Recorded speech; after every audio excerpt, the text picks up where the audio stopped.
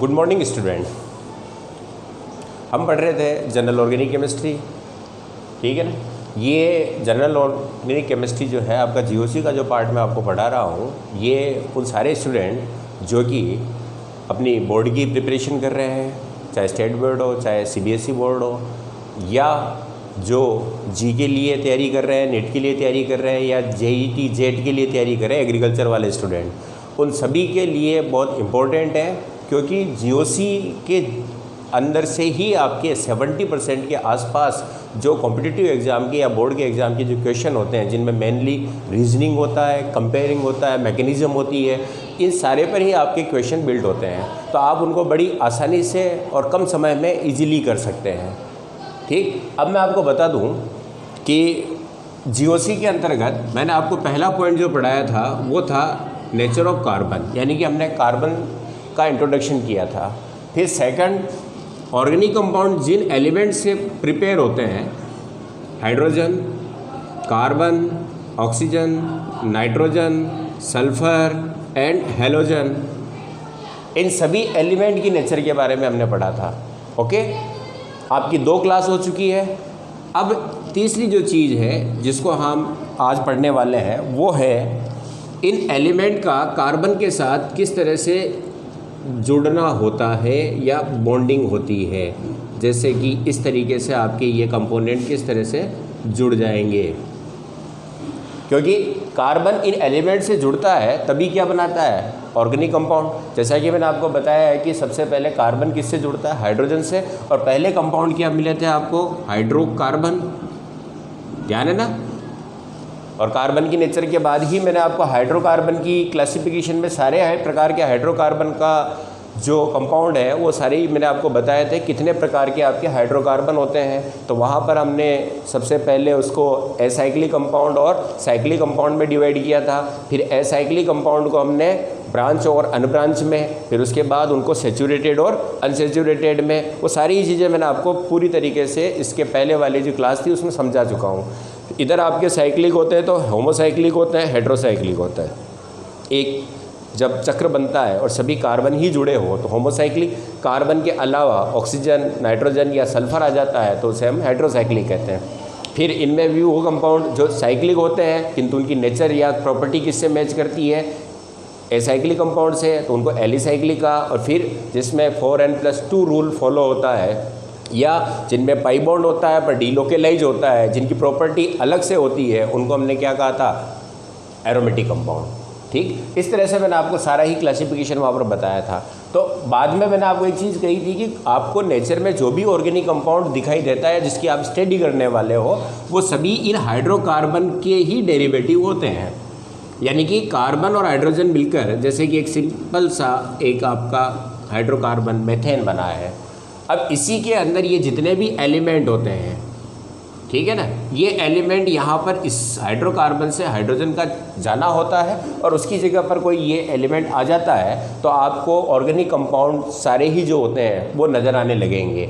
जैसे कि CH4 है यहाँ पर, इसमें से एक हाइड्रोजन को मैंने माइनस किया और इसकी जगह पर मैंने क्लोरीन लगाया, तो ये हाइड्रोकार्बन से बनने वाला डेरिवेटिव क्या बन गया आपका, एल्किल हैलाइड जिसको कहेंगे हम।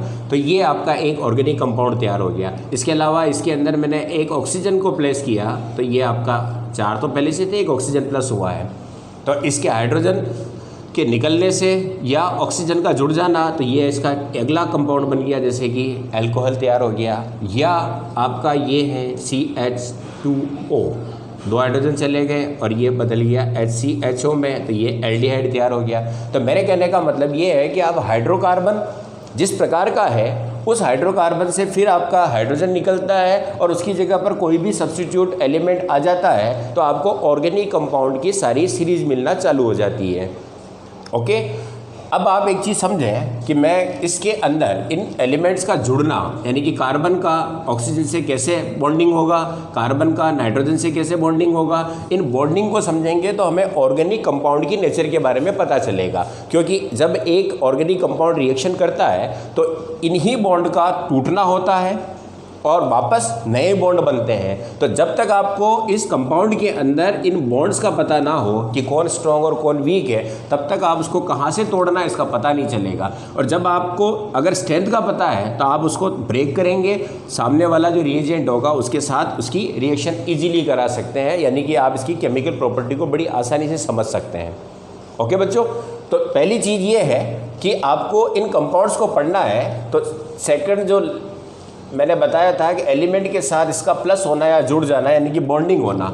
तो आज का जो आपका पूरा टॉपिक है वो ऑर्गेनिक कंपाउंड में पाई जाने वाली बॉन्डिंग के बारे में है।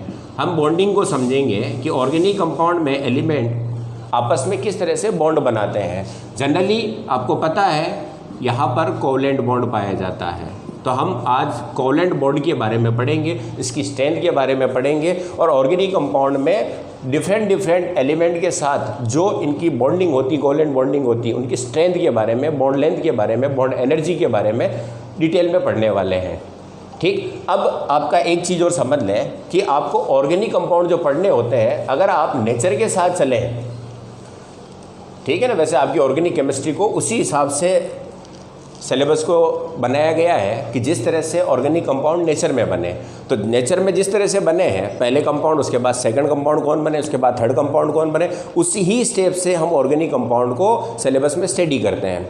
तो सबसे पहले मैं आपको एक चीज़ बता दूं कि अगर आप नेचर के अंदर जिस तरह से ऑर्गेनिक कंपाउंड या ऑर्गेनिक कंपाउंड का जो फॉर्मेशन हुआ है कहाँ से कहाँ तक, अगर उसके साथ साथ चलें तो ऑर्गेनिक केमिस्ट्री को समझना बड़ा आसान हो जाता है। ठीक है, मैं एक ब्रीफ में आपको बताऊं कि नेचर में ऑर्गेनिक कंपाउंड कैसे बने। इससे पहले एक कंपाउंड दूसरे कंपाउंड में जब चेंज होता है तो उसकी एक्टिविटी होती है, यानी कि रिएक्टिविटी के ऊपर उनके अंदर बदलाव आते हैं। तो जनरली यहाँ पर आप दो प्रकार की रिएक्शन देखते हैं, एक तो ऑक्सीडेशन और एक रिडक्शन। तो ये आपका 11th क्लास में रेडॉक्स जो टॉपिक है वहाँ पर आपने पूरा पढ़ लिया होगा, फिर भी मैं ब्रीफ में बता दूँ यहाँ पर ऑक्सीडेशन और रिडक्शन किस प्रकार से होता है। तो एक चीज़ होती है ऑक्सीडेशन और दूसरा होता है रिडक्शन।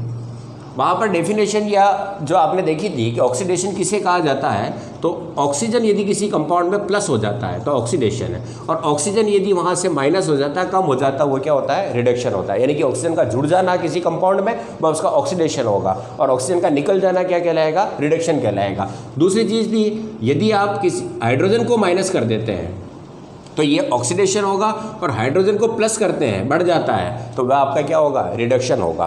तीसरी चीज़ थी किसी इलेक्ट्रोनेगेटिव एलिमेंट का जुड़ जाना। इलेक्ट्रोनेगेटिव एलिमेंट का मतलब जैसे ऑक्सीजन जुड़ गया, नाइट्रोजन जुड़ गया, या कोई हेलोजन जुड़ गया जो इलेक्ट्रॉन खींचने वाले हैं, तो इनके साथ अगर वह नेगेटिव एलिमेंट अगर जुड़ जाता है तो वह भी क्या कहलाएगा, आपका ऑक्सीडेशन। इसका अपोजिट, अगर कोई इलेक्ट्रोनेगेटिव एलिमेंट निकल जाता है कंपाउंड से तो वह उसका क्या कहलाएगा, रिडक्शन कहलाएगा। इन तीन चीज़ों पर आप मेरे साथ चलेंगे तो आपको ऑर्गेनिक कंपाउंड का फॉर्मेशन नेचर में कैसे हुआ है और आपको ऑर्गेनिक केमिस्ट्री किस स्टेप टू स्टेप पढ़नी है उसका बिल्कुल पता चल जाएगा। और ये बहुत ज़रूरी है ताकि आपके माइंड में स्टेप टू स्टेप जब चलते हो तो इसको समझना बड़ा आसान होता है। और दूसरी चीज़ बता दूँ, ऑर्गेनिक केमिस्ट्री का कोई भी शॉर्ट फंडा नहीं है कि आप इसको रट लें। सबसे पहले आप इसके बेसिक्स को समझते चलेंगे स्टेप टू स्टेप, तो लास्ट में आपकी ऑर्गेनिक केमिस्ट्री में कितने ही कंपाउंड हो और कितने ही प्रकार के एडवांस क्वेश्चन हो आप बड़ी आसानी से कर सकते हैं। ठीक, तो मेरे साथ चलें, ये तीन चीज़ें ध्यान रखें। ऑक्सीडेशन कब होगा, ऑक्सीजन प्लस होता है तो, माइनस होता है तो रिडक्शन, हाइड्रोजन अगर माइनस हो जाता है उसमें से तो ऑक्सीडेशन। और अगर ये आपका, मैं इसको साइड में लिख देता हूँ ताकि आपको समझ में आ जाए। ऑक्सीडेशन क्या होता है, प्लस ऑक्सीजन हो जाना, ओके, माइनस हाइड्रोजन का हो जाना, प्लस इलेक्ट्रोनेगेटिव एलिमेंट का जुड़ जाना, क्योंकि ऑक्सीजन जुड़ता है तो इलेक्ट्रॉन खींचता है। तो आपने रेडॉक्स रिएक्शन में जो रेडॉक्स चैप्टर था उसमें पढ़ा था कि अगर कोई इलेक्ट्रॉन देता है, जो मॉडर्न कंसेप्ट है, इलेक्ट्रॉन देता है तो उसका ऑक्सीडेशन होता है, तो जब ये जुड़ेगा तो उसी से इलेक्ट्रॉन लेगा तो उसका क्या करेगा, ऑक्सीडेशन करेगा। रिडक्शन इसके जस्ट अपोजिट है, ये रिडक्शन माइनस ऑक्सीजन होना, प्लस हाइड्रोजन होना, या माइनस इलेक्ट्रोनेगेटिव एलिमेंट होना, ये चीज़ ध्यान रखेंगे। और अब हम देखते हैं कि नेचर में किस तरह से बने होंगे। सबसे पहले मैंने बताया ऑर्गेनिक केमिस्ट्री कहाँ से स्टार्ट होती है, हाइड्रोकार्बन से। तो ये आपका कार्बन है और ये आपका हाइड्रोजन है, इन्होंने मिलकर क्या बनाया, एक हाइड्रोकार्बन का फॉर्मेशन किया है। ठीक, यहाँ पर मैं 2 कार्बन का हाइड्रोकार्बन ले रहा हूँ जिसको आप एथेन कहते हैं। जैसे ये आपका एक हाइड्रोकार्बन बन गया है, तो सबसे पहले नेचर में कौन आए थे? हाइड्रोकार्बन आए। ओके, सभी गैसें होती है। अब उसके बाद क्या हुआ, इनमें ऑक्सीडेशन हुआ। ठीक, मैं एक सीरीज को चलाऊंगा। ऑक्सीडेशन का मतलब ऑक्सीजन जुड़ा, तो ऑक्सीजन जुड़ने पर आपको क्या मिलेगा? एक ऑक्सीजन प्लस कर दिया मैंने। अब कैसे जुड़ा ये हम बाद में पढ़ेंगे। ठीक है, फॉर्मेशन कैसे होता है, किस द्वारा होता है, लेकिन केवल फिलहाल मैं बता रहा हूँ कि कंपाउंड की पहली जो स्टेप है वो क्या है आपका? फर्स्ट लेसन ये रहते हैं हाइड्रोकार्बन के बारे में। ये पहली जनरेशन मान सकते हैं कार्बनिक कंपाउंड की। फिर ऑक्सीडेशन हुआ तो क्या मिला आपको? ये एल्कोहल मिल गया, यानी कि एल्कोहल आपके सेकंड जनरेशन है। ओके, अब इन चीज़ों को अप्लाई करते हैं अपन। ऑक्सीजन जुड़ा, ये आपका ऑक्सीजन मैंने यहाँ जोड़ा है, तो ये आपका क्या बन गया? ईथर। ओके, इलेक्ट्रोनेगेटिव जोड़ा मैंने किसी को, जैसे कि यहाँ पर मैंने किसी हेलोजन को, क्लोरीन, ब्रोमीन, आयोडीन, इनको जोड़ा, तो अब आपका कंपाउंड किसमें बदल गया? CH3 CH2 और यहाँ पर कोई X आ चुका है, हेलोजन आ चुका है, तो ये क्या मिल गया आपको? Alkyl halide. आज की जो टॉपिक रहेगा उसमें यही होगा इनकी बॉन्डिंग किस तरह से होती है, किस तरह से जुड़ते हैं। लेकिन फिलहाल मैं बता रहा हूँ कि आपके नेचर में बने कैसे कंपाउंड ये, और आपको यहीं से चलना है। सबसे पहले आपको इसको पढ़ना है। अब इसको पढ़ने से पहले आपको जनरल GOC को पढ़ना पड़ेगा ताकि इसकी सारे ही कंपाउंड्स को आप आसानी से समझ सकें। ओके, और करते हैं। इसमें से हाइड्रोजन निकल गया, तो हाइड्रोजन निकल गया तो क्या मिला आपको? 2 हाइड्रोजन कम कर दिए, डबल बॉन्ड आ जाएगा, तो एल्किन मिल जाएगा। यानी कि सैचुरेटेड हाइड्रोकार्बन फर्स्ट जनरेशन में है, मतलब आपका स्टार्टिंग है। ये आपके सेकंड जनरेशन के कंपाउंड है जो एक बार ऑक्सीडाइज होते हैं। ओके, ये आपके सारे क्या हो गए? सेकंड। तो आपको पता है कि आपका जो सिलेबस में सबसे पहले हाइड्रोकार्बन को पढ़ा जाता है, एल्केन को, फिर एल्किन और एल्काइन को, फिर उसके बाद आप किसको पढ़ते हैं? एल्किल हैलाइड को, फिर आप ईथर और एल्कोहल को पढ़ते हैं। ओके, चलो अब आगे बढ़ते हैं। इसका फिर ऑक्सीकरण करवा देते हैं, ऑक्सीडेशन करवा देते हैं। यहाँ पर ऑक्सीडेशन का तरीका है कि इसमें से हाइड्रोजन निकाल रहा हूँ मैं, तो एक हाइड्रोजन यहाँ से निकाला, एक हाइड्रोजन यहाँ से निकाला, तो हाइड्रोजन कम हो गया, तो वैलेंसी को पूरा करने के लिए यहाँ पर क्या आ जाएगा? डबल बॉन्ड आ जाएगा। ओके बच्चों, ये H यहाँ से गया और एक H यहाँ से गया, तो एक एक वैलेंसी कम हो गई, तो डबल बॉन्ड आ गया। तो ये क्या मिले आपके? एल्डिहाइड। ओके, अब ये एल्डिहाइड है तो ये कौन सी जनरेशन हो गई आपकी? थर्ड जनरेशन हो गई ऑर्गेनिक कंपाउंड की। ठीक, ये सारे इंटर कन्वर्ट हैं, ये इसमें से बदल जाते हैं। तो मैं केवल एक स्टेप से दूसरे स्टेप का बता रहा हूँ कि सेकंड स्टेप का ऑक्सीकरण होता है तो किसमें बदल जाता है? ये आगे पढ़ने वाले हम, यहाँ से X जाता है, कोई दूसरा आता है तो ये इसमें बदल जाता है। ये एक दूसरे में इंटरचेंज है, चेंज किए जा सकते हैं। अब आपका ये क्या मिल गया? एल्डिहाइड। अगर हाइड्रोकार्बन ब्रांच होगा तो यहाँ पर आपको क्या मिल जाएगा? कीटोन मिल जाएगा। तो एल्डिहाइड और कीटोन आपकी कौन सी जनरेशन हो गई? Third generation. उसके बाद अगर आप ऑक्सीकरण और करवा देते हैं, यानी कि एक ऑक्सीजन प्लस किया, तो एक ऑक्सीजन प्लस किया तो देखो CH3, एक ऑक्सीजन बढ़ा दिया मैंने, OOH, क्या मिला? Carboxylic acid. कार्बोक्सिलिक एसिड, ये आपकी कौन सी जनरेशन हो गई? फोर्थ जनरेशन हो गई। ओके, अब इनमें प्लेसमेंट होता है तो इसके जैसे ही कुछ और कंपाउंड हैं आपके, जैसे कि CH3CONS2, ये इसी से बनेंगे प्लेसमेंट से। CH3COX, CH3COO,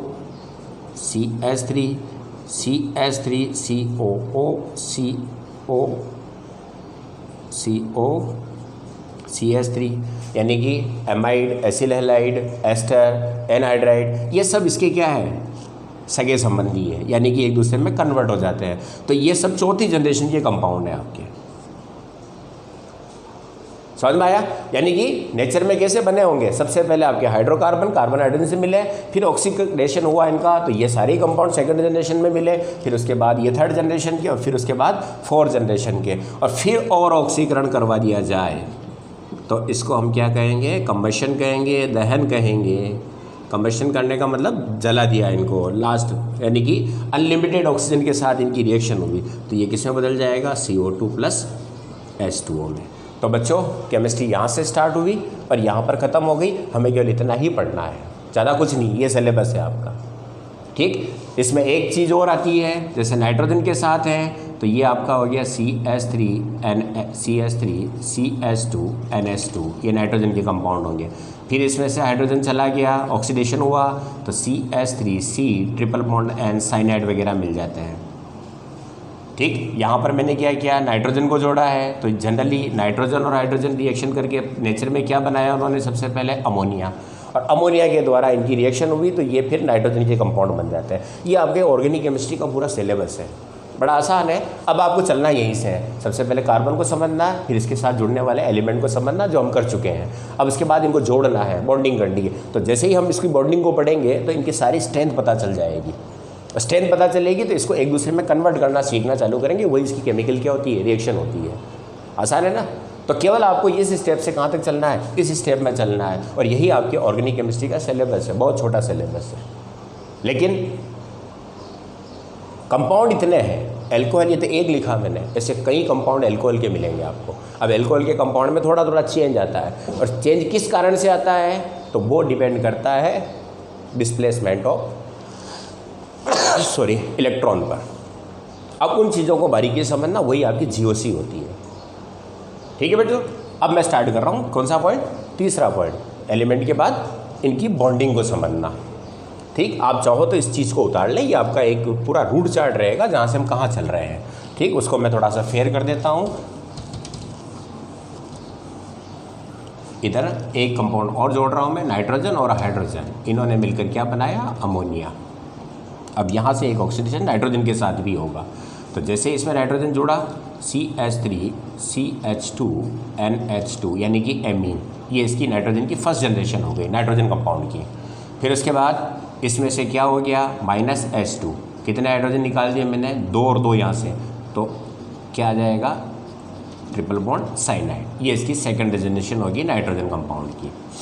अब इनमें प्लेसमेंट, इनका ऑक्सीकरण होने पर जैसे और भी होता है, ये तो हाइड्रोजन निकालें, अगर मैं ऑक्सीजन जोड़ दूँ इसमें तो ये किस में बदल जाएगा, CH3CH2NO2 नाइट्रो कंपाउंड में। इनमें ऑक्सीजन प्लस किया, हाइड्रोजन को निकालते हुए तो नाइट्रो कंपाउंड, हाइड्रोजन को निकाला तो क्या होगा, ऑक्सीकरण ही होगा ना, हाइड्रोजन को निकालना, मैंने लिखा है हाइड्रोजन को माइनस होना क्या है, ऑक्सीडेशन है, तो ये आपका साइनाइड में बदल गया। तो इस तरह से ये इधर से आपके नाइट्रोजन की जनरेशन है और इधर आपकी ये है, और ये सब एक दूसरे में क्या होते हैं, कन्वर्ट होते हैं। और जब आप जीओसी को पढ़ लोगे, रिएक्शन मैकेनिज्म पढ़ लोगे, तो बड़ा आसानी से आप इसमें गेम की तरह खेल सकते हो, इन कंपाउंड को एक दूसरे कंपाउंड में फेंक सकते हो, बदल सकते हो, और तब आपकी ऑर्गेनिक केमिस्ट्री इतनी मज़ेदार हो जाती है कि शायद सबसे कम समय में क्वेश्चन करना ऑर्गेनिक केमिस्ट्री का सबसे क्या रहेगा, आपका प्लस पॉइंट रहेगा एग्जाम में। क्योंकि अगर आपके पास है तो टाइम बहुत कम लगता है, तो फिजिक्स और मैथ्स या बायो की क्वेश्चन करने के लिए आपको टाइम मिल जाता है। ओके बच्चों, तो आप इसको उतार लें पहले, ये आप अगर कंप्लीट उतार लें, और ये आपको पता होना चाहिए यही आपका सिलेबस है, हमें एक स्टेप से दूसरे स्टेप किस तरह से बढ़ना होता है। और इसका अपोजिट अगर रिडक्शन करते हैं तो ये इसमें बदलेगा, ये इसमें बदलेगा, ये इसमें बदलेगा। तो ऑक्सीडेशन और रिडक्शन के द्वारा ही आपके ऑर्गेनिक कंपाउंड्स का क्या हुआ है, फॉर्मेशन हुआ है। चलो उतारो इसको।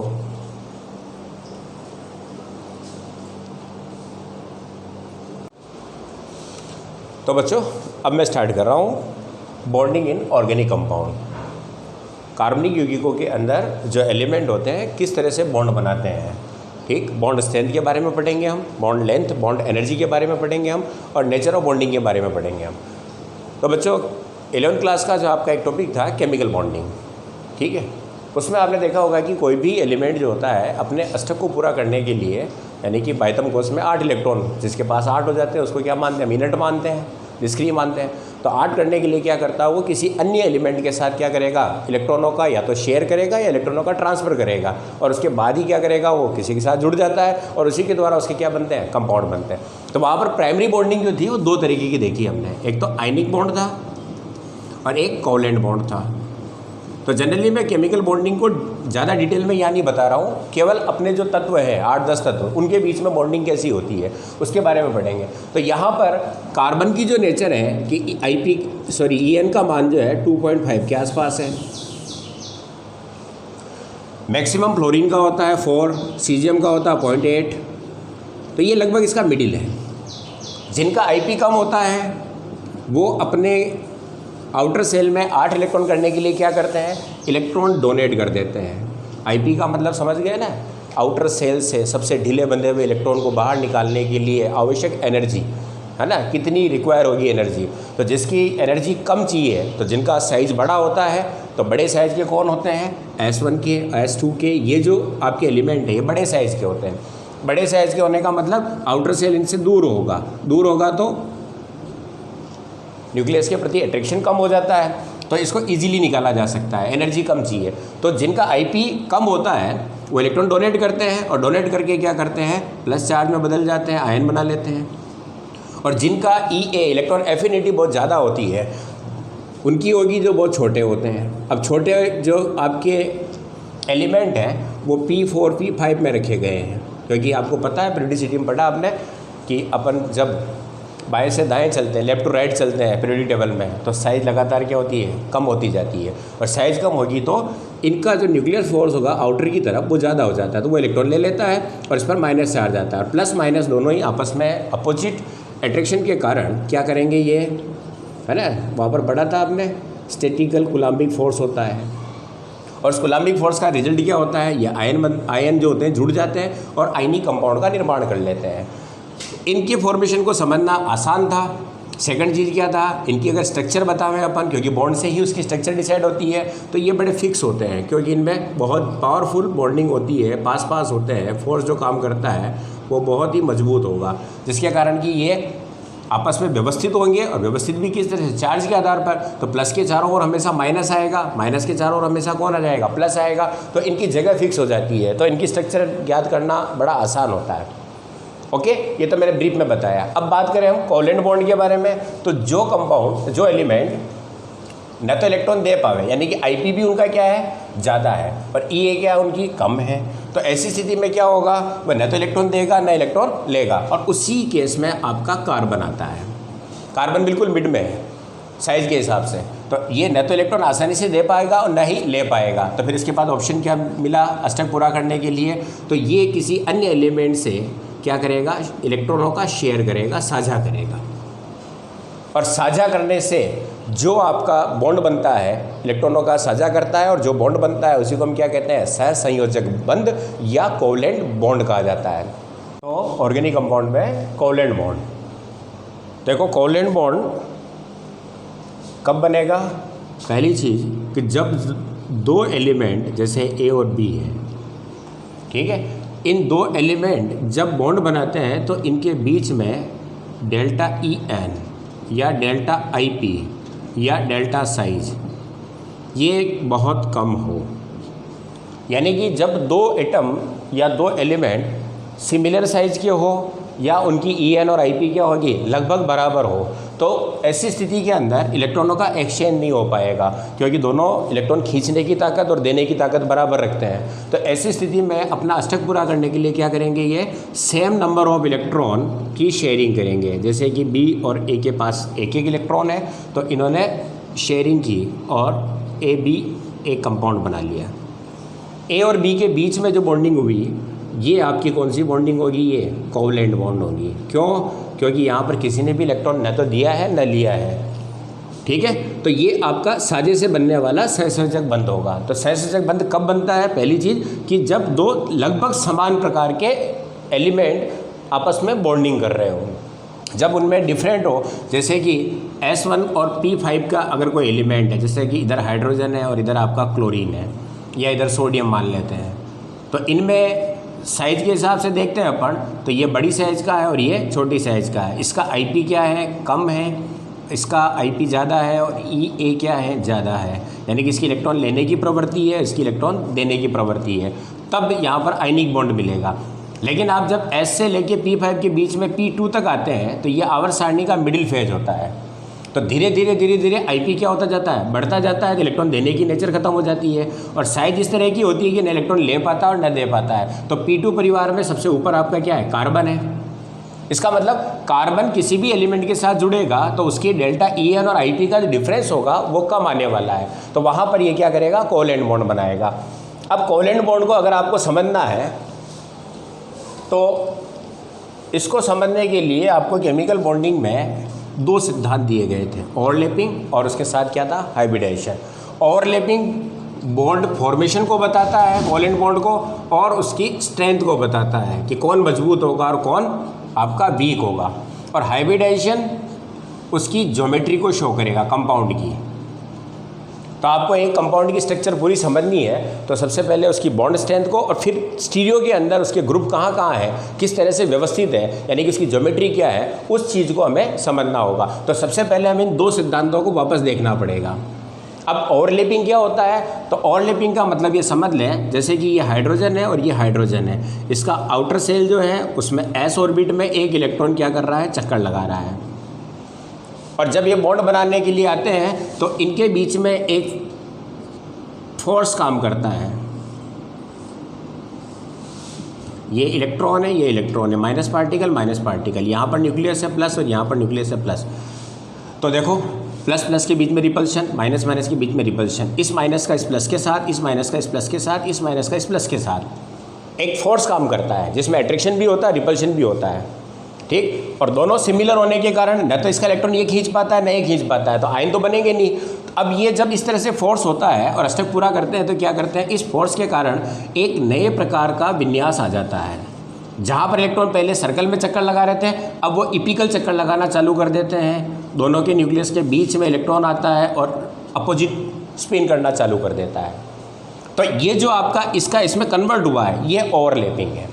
ओवरलैपिंग का मतलब दो बंधी परमाणुओं के आउटर सेल आकर्षण व प्रतिकर्षण के कारण नए विन्यास में आ जाते हैं और इलेक्ट्रॉनों का मतलब पुनर्विन्यास होता है या रीअरेंजमेंट होता है। पहले इलेक्ट्रॉन यूं चक्कर लगा रहे थे, अब इपिकल चक्कर लगा रहे हैं। तो इस प्रोसेस को क्या कहा जाता है, ओवरलैपिंग। दो भिन्न भिन्न ओवरलैपिंग हमेशा कहाँ होगी, एक परमाणु में नहीं होगी, दो अलग अलग परमाणुओं के बीच में क्या होगी, आपकी ओवरलैपिंग होती है। और लैपिंग में होता क्या है कि जो एटम के चारों ओर व्यवस्था थी दोनों के, वो एक नई व्यवस्था में बदल जाते हैं। तो दो बंधी परमाणुओं के आउटर सेल का आकर्षण प्रतिकर्षण के आधार पर, अट्रैक्शन और रिपल्शन फोर्स के आधार पर नए विन्यास में बदलना और इलेक्ट्रॉनों का वापस रीडिस्ट्रीब्यूट हो जाना, पुनर्वितरित हो जाना। पहले यूँ थे, अब नई तरीके से आ गए। पहले एक स्पिन यूँ कर रहा था, दूसरा उसी के समानांतर स्पिन कर रहा था, अब अपोजिट स्पिन कर रहे हैं। तो ये घटना क्या कहलाएगी, आपकी ओवरलैपिंग कहलाएगी। और इसमें यह बताया गया कि ये जितने ज़्यादा क्लोज होंगे, जितने ज़्यादा ओवरलैप होंगे, जितने ज़्यादा से ज़्यादा पास आएंगे, उतना ही ये बॉन्ड जो मिलेगा आपको वो स्ट्रॉन्ग होने वाला है। समझ में आया? सर्कल में चक्कर लगा रहा था, सर्कल में चक्कर लगा, अब इपिकल चक्कर लगा रहे हैं। और अब इन एटम से क्या मिल गया, ये आपका H2 मॉलिक्यूल का निर्माण हो गया। तो ये एक इलेक्ट्रॉन इसका, एक इलेक्ट्रॉन इसका, दोनों ने बराबर शेयर किया, नई व्यवस्था में आए, तो इसके द्वारा क्या मिला आपको, ये जो बॉन्ड मिला है ये कोवेलेंट बॉन्ड होगा। ओके, तो ये आपकी ओवरलैपिंग है। अब ओवरलैपिंग की टाइप्स के बारे में आपको शॉर्ट में बता दूं। अगर एक एटम का जो कक्षक है और दूसरे एटम का जो कक्षक है, दोनों कक्षक किस प्रकार के हैं, उसको वैसा ही ओवरलैपिंग कहा गया है। जैसे कि हाइड्रोजन S1 होता है, हाइड्रोजन S1 होता है, तो यहाँ पर ओवरलैपिंग जो होगी वो कौन सी होगी, SS ओवरलैपिंग होगी। एक हाइड्रोजन है, दूसरा क्लोरीन है, इसका S ऑर्बिट होगा, इसका पता है S2P5 होता है, तो P कक्षक भाग लेगा। तो यहाँ पर जो दोनों के बीच में ओवरलैपिंग होगी, यानी कि ये इस तरह की ओवरलैपिंग होगी, एक S और एक P, और ये आपस में ओवरलैप हो जाएंगे और इस तरह से एक नया कक्षक बन जाएगा। तो ये S और P ओवरलैपिंग कहलाएगी।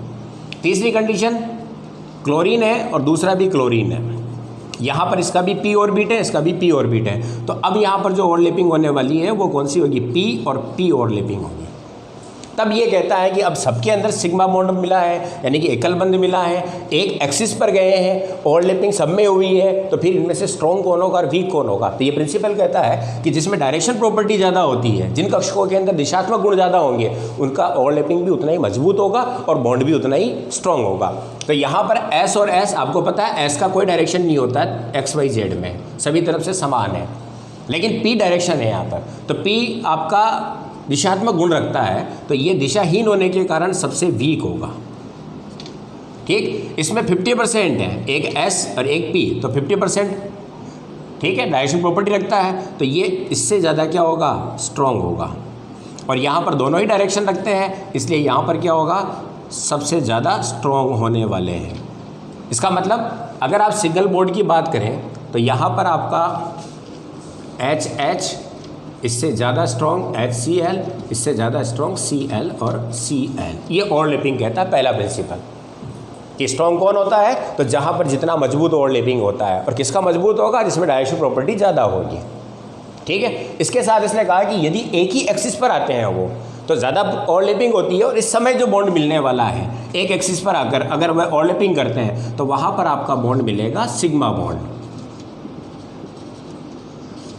ठीक है, वहाँ पर आपने पढ़ा था 2 प्रकार के बॉन्ड होते हैं, सिग्मा और पाई बॉन्ड। तो यहाँ पर आपको एक ही एक्सिस पर आते हैं तो वहाँ पर आपको सिग्मा बॉन्ड मिलने वाला है, और सिग्मा बॉन्ड सबसे मजबूत बॉन्ड होगा पाई से। क्यों?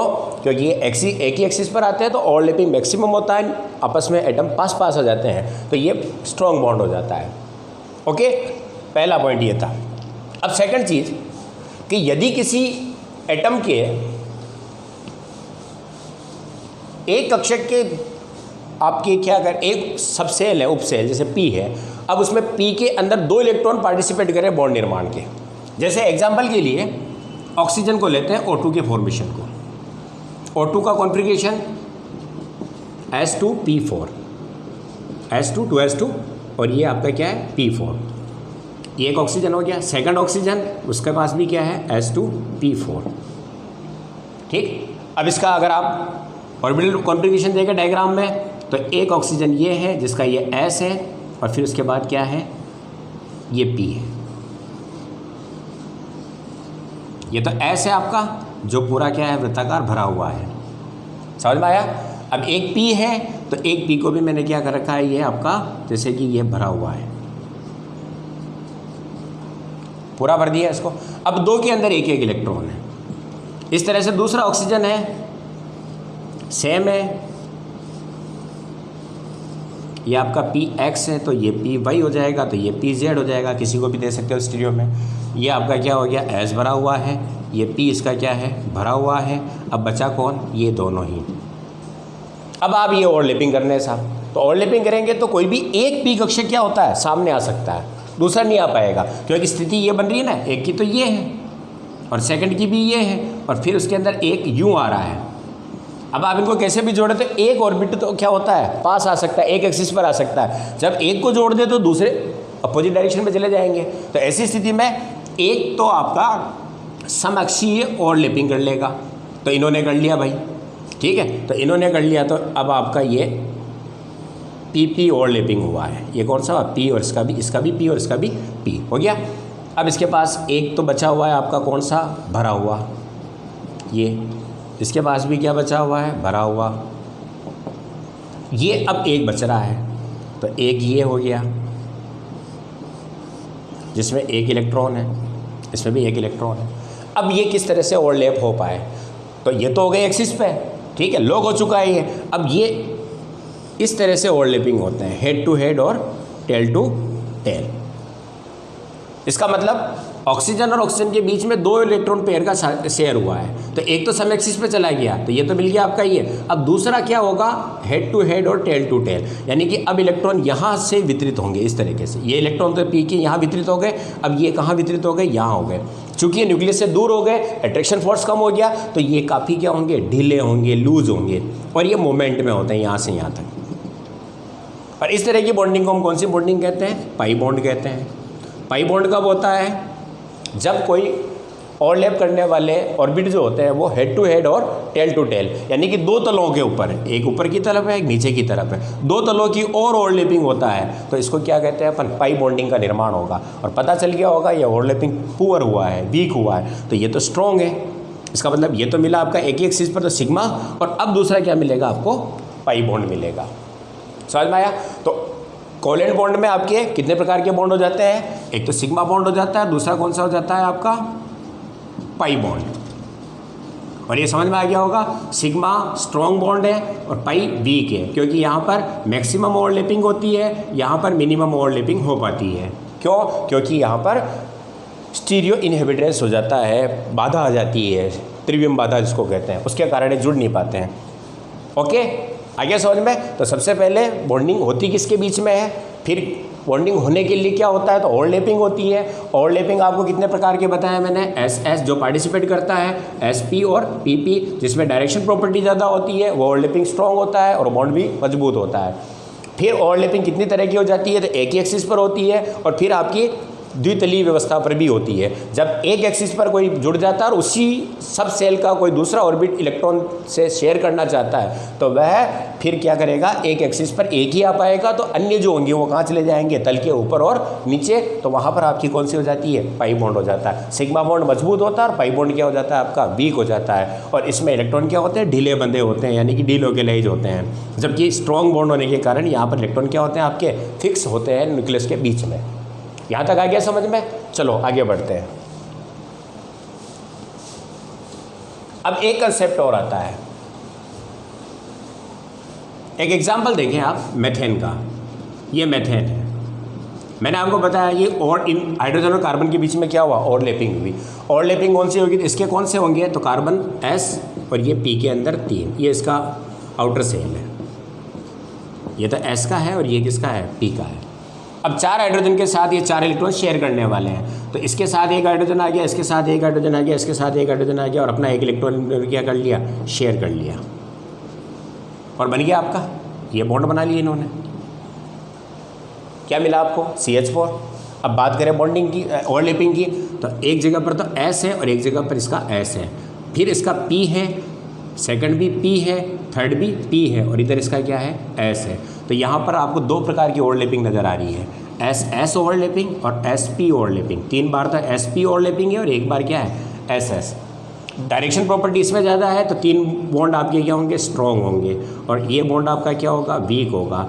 पर जब आप रिजल्ट देखते हैं तो होता क्या है, चारों ही बॉन्ड समान बंध लंबाई के हैं, बॉन्ड लेंथ है, समान बॉन्ड एनर्जी है, सभी एक समान है। तो अब ओवरलैपिंग कैसे समझाए इसको।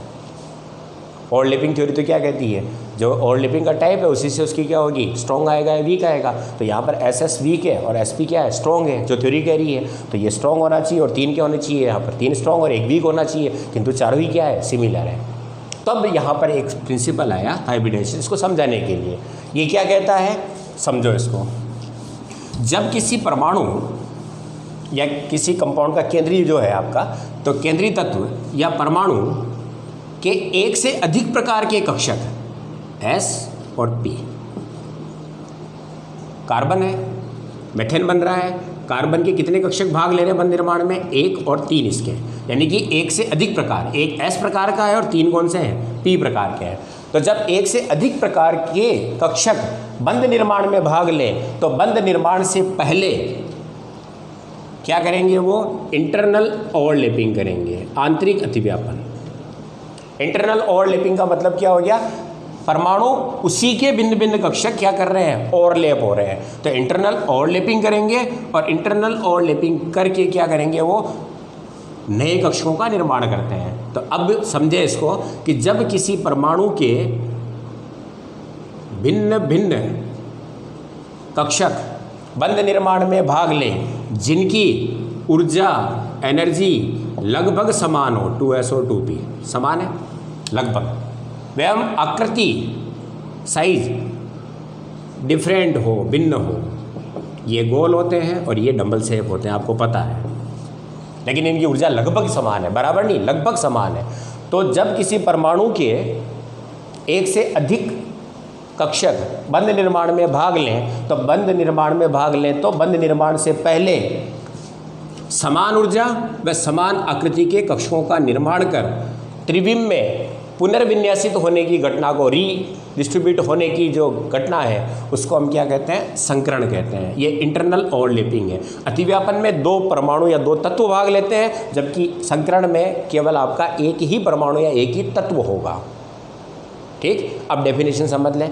जब एक परमाणु के भिन्न भिन्न कक्षक बंध निर्माण में भाग लें जिनकी ऊर्जा लगभग समान हो तथा आकृति भिन्न भिन्न हो, वो बंध निर्माण से पहले या अतिव्यापन से पहले समान ऊर्जा व समान आकृति के कक्षकों का निर्माण कर त्रिविम में, स्टीरियो में पुनर्विन्यासित होने की घटना को क्या कहते हैं, संकरण कहते हैं। अब वापस समझो, लगभग समान ऊर्जा, भिन्न भिन्न आकृति के कक्षक, बंध निर्माण से पहले इंटरनल ओवरलैपिंग किया और 4 कक्षक है तो 4 ही ओवरलैप कक्षक मिलेंगे आपको। तो ये S और P आपस में इस तरह से ओवरलैप होते हैं तो एक नया कक्षक मिलता है, ये एक, ठीक, जिसमें S के कैरेक्टर भी होंगे और P के कैरेक्टर भी होंगे। कितने मिलेंगे ये, यहाँ पर 3 भाग ले रहे हैं, 1 2 3 और 1 S 4, तो 4 मिलेंगे आपको ये। तो समान ऊर्जा थी, अलग अलग आकृति थी, लेकिन इन चारों की ऊर्जा क्या हो गई? समान, और आकृति क्या हो गई? समान। और अब ये वापस केंद्र के चारों ओर क्या होंगे? न्यूनतम प्रतिकर्षण के आधार पर रीअरेंज होंगे, मिनिमम रिपल्शन के आधार पर, क्योंकि इसमें भी इलेक्ट्रॉन है, इसमें भी इलेक्ट्रॉन है, इसमें भी इलेक्ट्रॉन है, इसमें भी इलेक्ट्रॉन है, तो चारों इलेक्ट्रॉन क्या करेंगे? रिपल्ट करेंगे। तो रिपल्ट करेंगे तो ये इस तरह से व्यवस्थित होंगे कि इनका रिपल्शन मिनिमम हो, अधिकतम दूरी पर चले जाएंगे। तो ये नए विन्यास में आ चुके हैं, ठीक। तो इनका इसमें बदल जाना। अब इसको वापस देखें, ये कार्बन है, ये इसके 3 p कक्षक हैं, 1 2 और 3।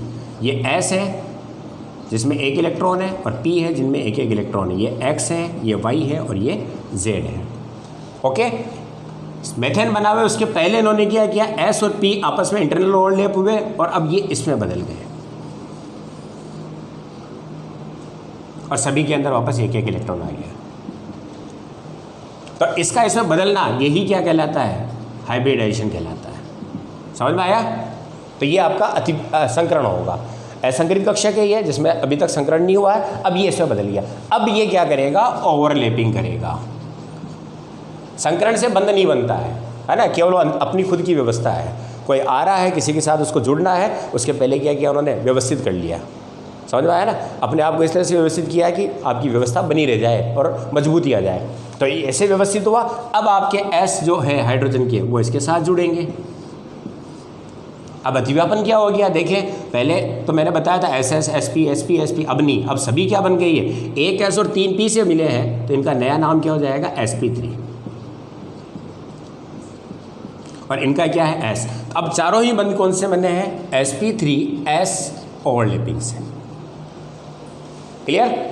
और अब यहाँ पर एक ही एक्सिस पर, क्योंकि संकरित कक्षक हमेशा क्या होंगे? क्योंकि यहाँ पर आपकी 2 तल व्यवस्था नहीं होती, संकरित कक्षक एक ही तरफ से होता है। इसका मतलब ये एक ही एक्सिस पर जाएगा, तो ये आपका हेड टू हेड और टेल टू टेल ओवरलैपिंग नहीं करेगा, ये एक ही एक्सिस पर करेगा। और एक ही एक्सिस पर करेगा तो क्या होगा? सिग्मा। इसका मतलब हो गया, जब भी कोई संकरण होता है और संकरित कक्षक बंध निर्माण में भाग लेता है, अतिव्यापन में भाग लेता है, तो वह हमेशा एक ही अक्ष पर होगा, और वहाँ पर कौन सा बंध मिलेगा आपको? सिग्मा बॉन्ड मिलेगा। अब इसके फायदे क्या हुए? S और P थे वो SP3 में बदल गए। इसका मतलब इसमें 25% तो कौन सी प्रॉपर्टी रह गई? S की, और 75% किसकी प्रॉपर्टी है? P की। तो ये डायरेक्शनल है, ये दिशात्मक है। तो असंकरित कक्षक जो था वो दिशाहीन हो सकता था, लेकिन अब किस में बदल गया है? दिशात्मक में। इसका मतलब मजबूत ओवरलैपिंग होगी। तो संकरण से क्या होता है? ओवरलैपिंग मजबूत हो जाती है। हमेशा कौन सा बंध बनता है? सिग्मा बंध बनता है। बोलो, आया यहाँ तक समझ में? ठीक है, ये मैंने ब्रीफ इसलिए बताया क्योंकि आपको पहले कार्बन की जो स्थिति है वो समझनी पड़ेगी। अब संकरण में और क्या चीज़ है सामने? आप उस कार्बन की अब ज्योमेट्री आ गई कि ये कितने पर गए? 109/28 के मिनिमम रिपल्शन के आधार पर एंगल पर सेट हो गए, और टेट्राहेड्रल स्ट्रक्चर इसकी प्राप्त होगी। तो अब आप मेथेन की बॉन्डिंग को समझ सकते हैं। पहली चीज़ ये हो गया मेथेन। मेथेन में sp3s सिग्मा अतिव्यापन है चारों ही बंधों की, और 109 डिग्री का इनके बीच में क्या होगा? एंगल होगा, और टेट्राहेड्रल इनकी क्या होगी? स्ट्रक्चर होगी। क्लियर है?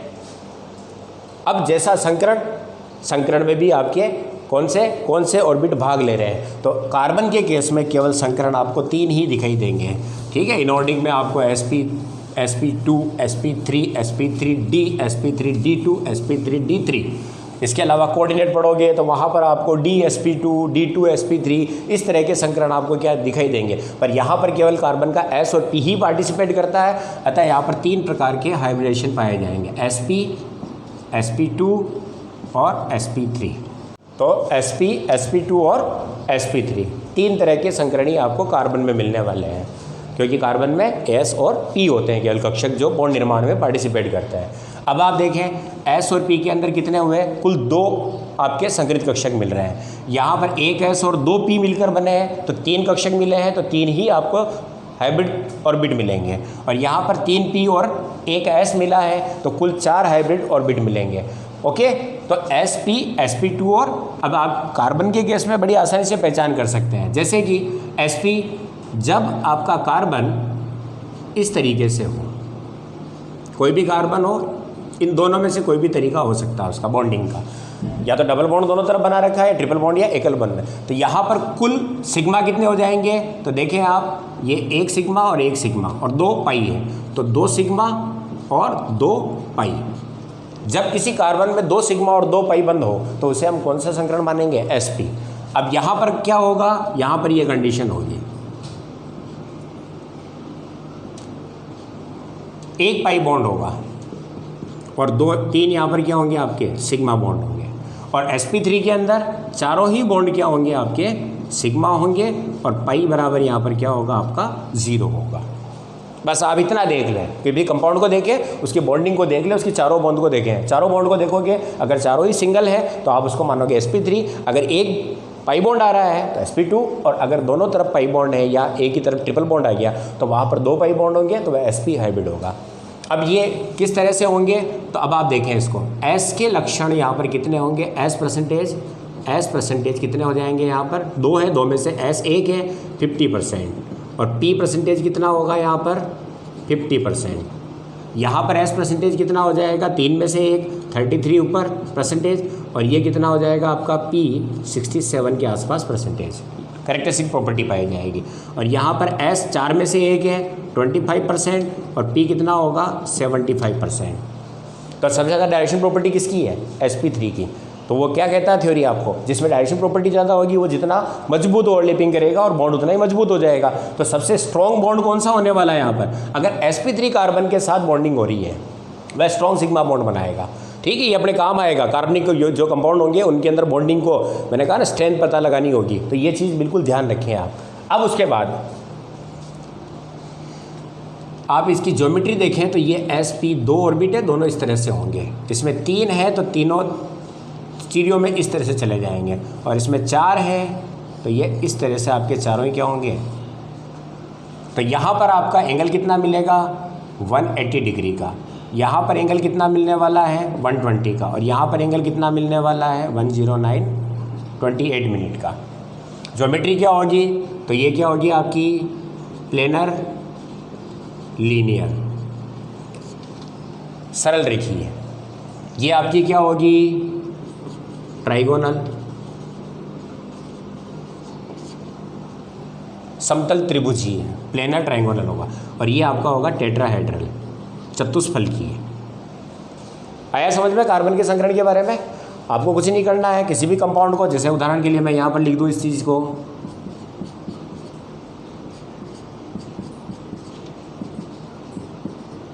आप इसको देखें,